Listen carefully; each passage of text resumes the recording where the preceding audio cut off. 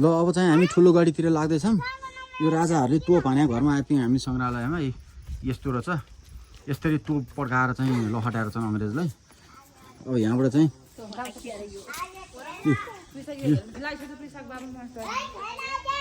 एक मिनट पख यहाँ भ्लग बनाएको छ। यहाँ काजी वंशराज पाण्डे रे राजाहरूको सबै नाम पनि लेखिएको छ। खजान्ची हो त्यही हो भने राजा नि बसेको त्यो उभिएर नि ऊ श्री हर्ष पन्त रे ऊ त्यहाँ हेर न पृथ्वीनारायण शाह त्यो राजाको नाम।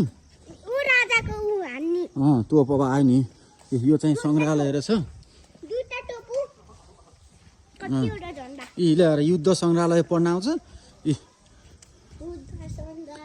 ल हे यो युद्ध सङ्ग्रहालय चाहिँ यो लडाइँ परेर चाहिँ म्युजियम बनाएर राखेको छ है।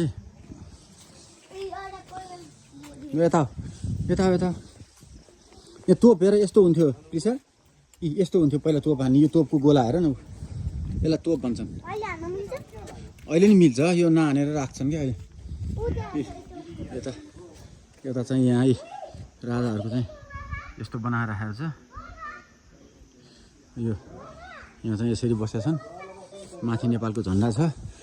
यता पृथ्वीनारायण शाहको शालिग बनाएको। त्यो खस्यो भने बराबर हुन्छ। यहाँ चाहिँ सिन्धुलीगढी युद्ध सङ्ग्रहालय बनाएको छ। प्रिसा हाम्रो चकचक गरेर तोप धन्ने हानेको थियो प्रिसाले गएर। तोप पड्क्यो भने त अङ्कलले मार्छिन्छ है।